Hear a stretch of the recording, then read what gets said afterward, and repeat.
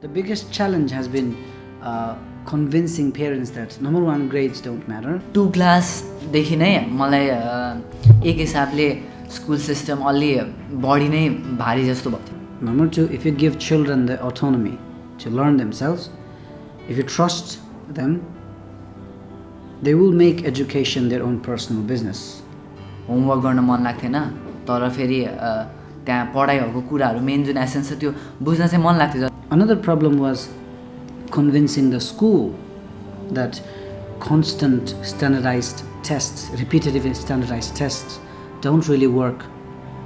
Marks ल्याउनै पर्ने त्यो प्रेसरहरू यति पनि मन पर्थेन. अनि another challenge was the kids themselves, because they had been raised in this very conservative with this conservative method, that giving them the freedom to choose to study whichever they want whenever they want.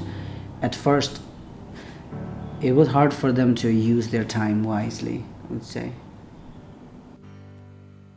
The general concept of education in Nepal is the act of tackling bunch of textbooks during office hours for 6 days a week with the help of people as teachers who are least excited to be there. Arts isn't considered a matter of discussion, let alone be a part of curriculum.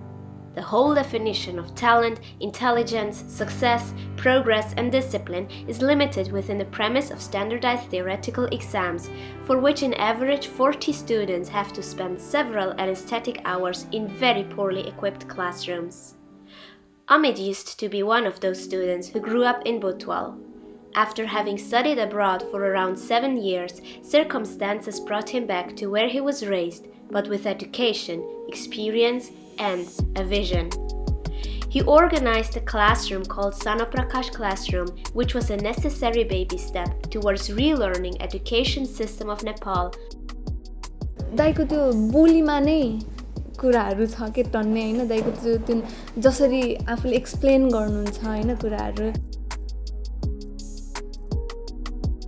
When asked how it all started, he says, when I started to hang out here and get to know teachers and parents and students, I got to realize that the students who go to regular schools also need so much more.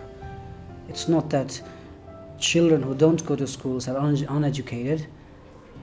It's like the uneducation, you can see it even in the classrooms itself. So I thought it would be a good idea to get to know the privileged kids first, so I can get to the root of the problem. Even though I grew up here myself, as a teacher or as an educator, it would be a completely different experience, which it has been. So that's the beginning of the classroom. सुरुमा चाहिँ यहाँ आएर unlearn गरेर relearn गर्नुपर्ने थियो धेरै कुराहरू हैन. अब त्यो प्रोसेसमा चाहिँ एकदमै गाह्रो भयो, किनभने पहिलाको स्टेट अफ माइन्डमा के छ कस्तो छ कुराहरू त्यो सबै मेटाएर त्यसलाई रिप्लेस गर्नुपर्ने थियो हैन. यो सिस्टममै बस्नको लागि गाह्रो भयो. अब पुरा हामी त दिमागै त्यही सिस्टममा भिजेको थियो हैन. यो त हाम्रो लागि एउटा सपना जस्तो थियो नि त हैन. अब त्यो नदेखेको सपना थियो कि देखेकै थिएन तर आयो कि जिन्दगीमा हैन. त्यस्तो खालको सपना थियो. त्यही गाह्रो भनेको यसमा भिज्नको लागि भयो. सुरुमा चाहिँ फ्रिडमलाई मिसयुज गर्न धेरैचोटि मिसयुज गरियो.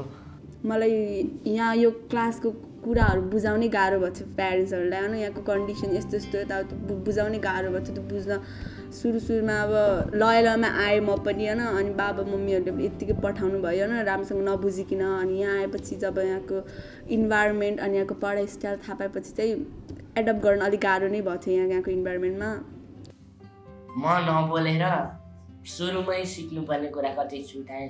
उताको पारा देखाएको थिएँ तर उता त धेरै स्टुडेन्ट थियो, टिचरले खासै नोटिस नै गर्थेन. त्यही भएर म नोटिसेबल थिएन. यहाँ त थोरै स्टुडेन्ट छन्, त्यसैमा नै टिचरले सबैले नोटिस गर्न सक्नुहुन्छ. अनि त्यो भएर मलाई गाह्रो भयो अनि अमितालाई नि गाह्रो भयो. हाम्रो 1-2 महिनासम्म चाहिँ कोर्स बुक खोलेर पढ्ने जस्तो कामहरू चाहिँ भएन. अनि खालि त्यही हामीलाई मेन्टली बिल्डअप गर्नको लागि चाहिँ धेरै प्रयास गर्नुभयो दाइले.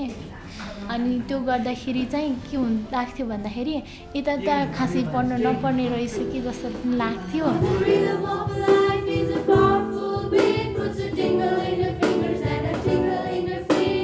Rhythm on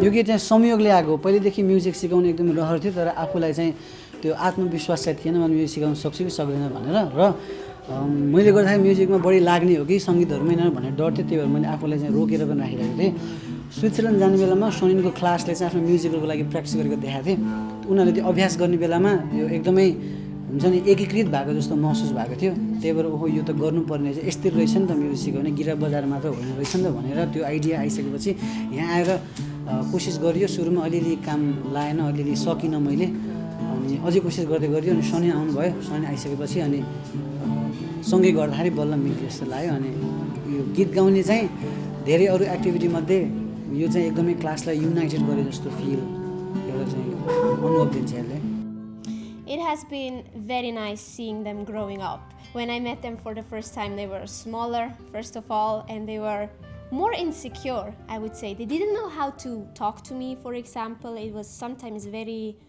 uncomfortable. And now when I come here, it's like they're all so welcoming. They have grown so much. They have grown in many aspects, and they're full of self-confidence. And that's so nice to see.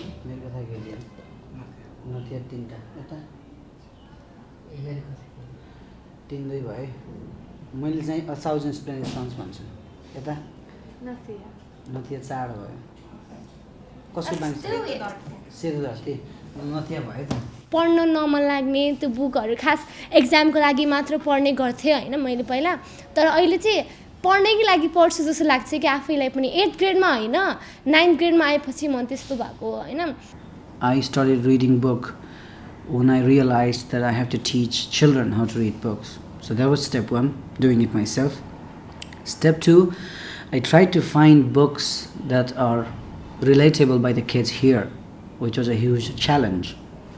Step 3, or step 2 as well, is I read the books to the kids. I tried to read it to them. बाँच्न जन्मेका रहेका छौँ हाम्रा दिदीबहिनीहरू उनीहरूको शरीरको प्यास मेटाइकन उनीहरूलाई खुसी बनाउन मात्र जन्मेका रहेका छन्